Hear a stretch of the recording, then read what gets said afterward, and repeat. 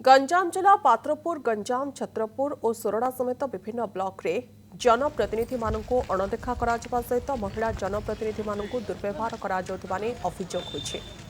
एने बिजु जनता दल पक्षर गंजाम जिलापाल को दाबीपत्र प्रदान करा बीजेडी नेता जोगु बक्सीपात्र नेतृत्व में एक प्रतिनिधि दल गंजाम जिलापाल को भेटी एने आलोचना करिसेंती।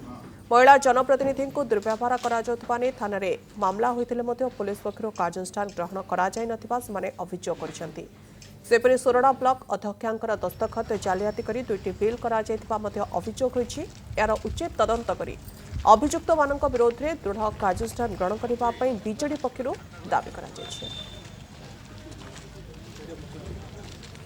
कर जो मीटिंग होउछि ब्लॉक रो डेवलपमेंट मीटिंग जहाँ जहाँ होउछि जो माने मीटिंग रे बसिबार योग्यता रखुचंती पंचायत रो गाइडलाइन अनुसार जो माने बसिबार कथा मीटिंग रे सेमानंकर व्यतिरेके सरकारी दलर कर्मी कर्मचारी नेता माने मध्य बेआईन भाव में बसुचंती।